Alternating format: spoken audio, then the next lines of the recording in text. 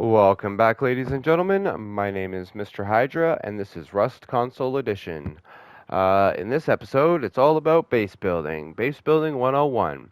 The goal of this episode is just to teach you guys how to build smarter and how to use math in order to make your bases stronger, while also being more compact and more reasonable on your upkeep. There's nothing worse than having a big giant base that gets broken into easily that you're constantly having to farm and maintain when you could be out PvPing and having fun with your friends. And there's nothing worse than having your base broken into super easily and losing everything all of the time. So instead of building bigger, and bigger isn't always better. So, and I'm going to show that to you guys here. So in front of you here, I have four different examples. And I want you to just take a quick look at them and tell me which one of these bases in front of me you think would be harder to break into. Now,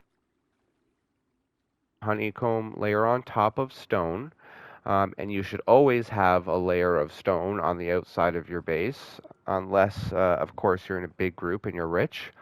But if you're not, you should always have a layer of honeycomb on the outside of your base, even if it's just one, and it should be stone, so then that way you look poor, because nothing screams raid me more like having metal or high qual walls.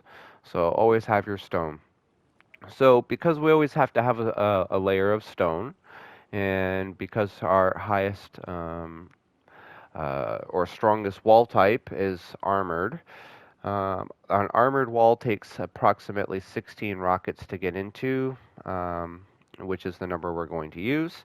And the stone wall takes 4 to get through. So by having only one layer of stone, the maximum amount strength we can make that one particular part of the base is 20 rockets. So I want you to take a look at all these bases and tell me which one here you think is the strongest. Leave that in the comments down below. And I'm going to give you a second, and then we're going to get into which one is. All right, so if you haven't already been able to guess, it's actually a trick question. All of these bases here are the exact same strength. But because they are all the exact same strength, they don't all cost the same to build and to upkeep.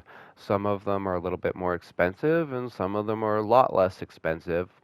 And then some of them aren't always guaranteed to work. We're kind of looking at that little one over there. But for the most part, every single one of these bases here is 20 rockets. And I'm going to show you how. So we're going to start over here on this first one.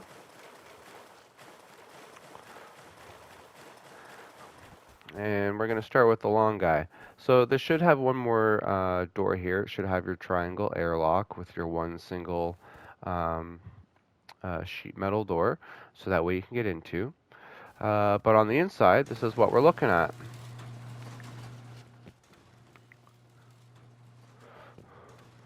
So I know you're going, oh, it's 20 rockets, but you know you've got stone walls. Why do you have stone walls? Well, you'll see here in a minute. And then last but not least, we have our double door. So here's our TC, right? And if we open our TC and we look at our upkeep costs, it's 31 high qual, 547 metal, and about 2k stone a day.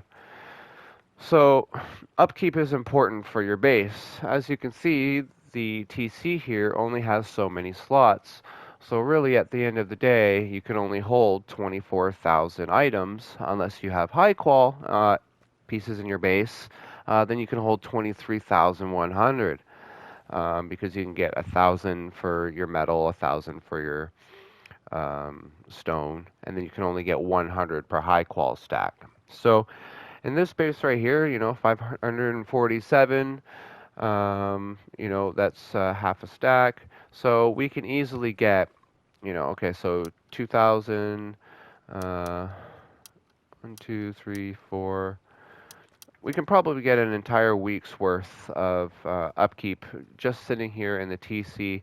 So you can stack this thing for 7 days and then never have to touch it again. So if you were on a weekly server, this would be a perfect base for you because it's only 20 rockets. It's 20 rockets to get into, and it's such a little cost. And if you're on a monthly server, then this is an excellent farm base. So again, though, why does this cost 20 rockets to break into? Well, in this first room right here, we have armored, which is 16, and then we have another stone on the outside that makes 20 rockets. Again, we have the same thing here, so we have the armored wall plus the stone, that's 20 rockets, but then we also have an armored door, that makes 24 rockets. So it would actually be more expensive to go through this wall than it would through this wall. But because 20 is our goal, I don't mind being higher, but I never want to be lower. So that's why these ones are armored. And then the only difference here is for the floor panel. So as long as this armored wall is also connected to another armored wall, which is connected to an armored floor, even if this sheet metal floor does go, this armored wall will still stay because it will stick to this armored wall beside it. So if you only have to do 2 layers like that, you only have to have one armored floor and the rest can be sheet metal. So now we move on to the next one. So now we have sheet metal. So sheet metal walls are 8 rockets. And then we also have the stone on the outside. So that's 8 plus 4 is 12.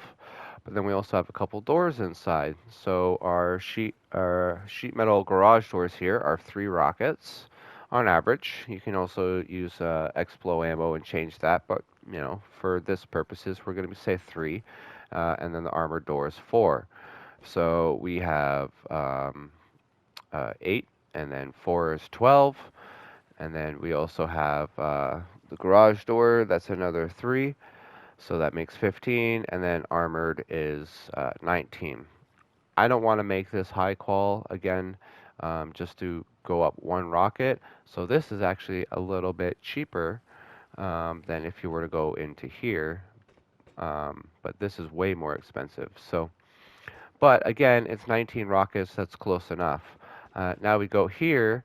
Now it's going to be the same thing, but we have to add an extra garage door. So now it's 22 rockets. So again, we're ahead of the 20 rocket curve. We go out here.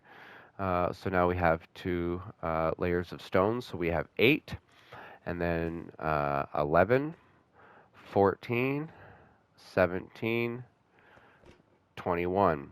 So there's our 21. And then if we're going back 1 more garage door, now it's going to be 24. And then if we go out here, if we're going through all of the garage, all of just the doors, we have 1 sheet metal door, so that's 1, 4, 7, 10, 13, 15, 19. So again, we're really close to that 20 rocket raid. So it's basically 20 rockets to get through this entire thing.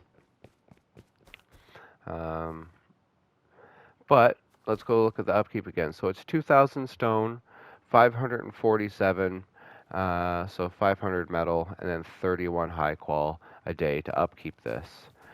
Now let's go to the base next door. So that's a 1x6.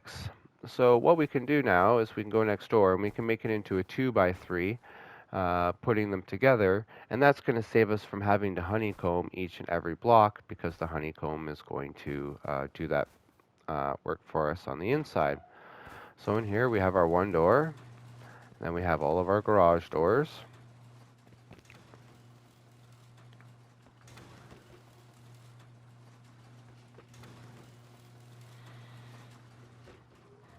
Now again, if you'll notice, we're following basically the exact same concept as the last base, only we've squished it together so we don't have to honeycomb those through these 4 pieces. So as you can see, we've just saved ourselves 4 pieces of honeycomb. So now, if you look at the base though, we've saved almost 1,000 stone and 150 metal, and how much high qual? And a little bit of high qual, so like a wall of high qual, for the exact same base, for the exact same raid cost. So already we've almost saved ourselves an entire stone node, and a bunch of an extra metal node. And again, this is the exact same thing, right? So we have 4, 7, 10, 13, 16, 19, and then 20, right? Just like the last base, so I must have miscounted. But yeah, we have 20 all the way around. So that's our 20 rocket raid. And again, we want these ones to be our high ones so they decide to go through all of the doors rather than the walls. But it doesn't matter. They can go right through this wall and get into the loot. Um, but then they lose out on everything else in here. So it's smarter for them to go through all the doors to bust through. So no matter what, it's 20 rockets all the way around. But we can get a little bit smaller. So now this one, we went from a 6 by 1 to a 2 by 3, and now we're going into a 1 by 2. So this one should be a garage door. But we have the same thing, but even smaller. All right, so now if we look at the upkeep costs, this one is basically the exact same as the other one, though. Only it's smaller, it's more compact. So as you can see, smaller isn't always better. So the other base costs us the exact same base as this one, and I'm actually just going to go double check because that looks very similar.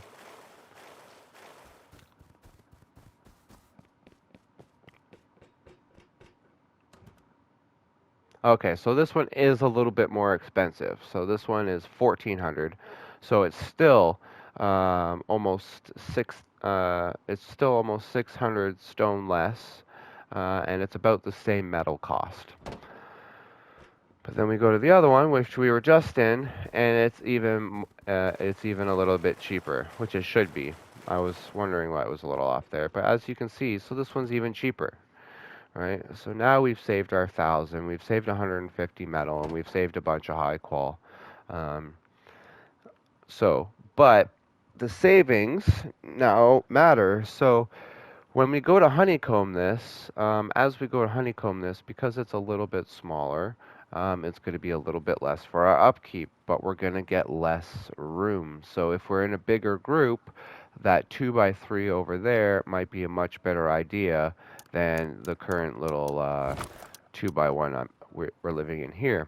However, as you can see, we're using these triangles now, this honeycomb, for our doorways um, rather than just our um, hallways. So we do have to go out then and honeycomb each one of these things. Now, if you also notice in the main theme of things, each one of them runs on a certain way. So we have 2 layers of high quality, then we have 2 layers of metal, and then we have 2 layers of stone, right? So now if I was to go and upgrade this whole base, and I was to go and upgrade the outside, you could actually leave this wall stone, this wall metal, and this wall high qual, and leave your inside just like this, and then when you go to do your honeycombing on the outside, your honeycombing layers will all be even.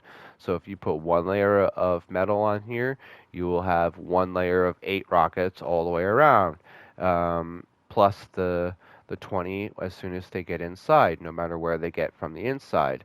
Now, if you were to upgrade these walls to higher, to say sheet metal, it's just going to make the raid cost a little bit more.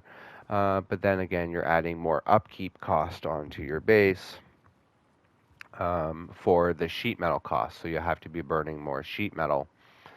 So again, it's how you want to put it all together that works well for you. However, we can also take this same 2 by 4 design that we were just using over here, and we can make something really crazy with it.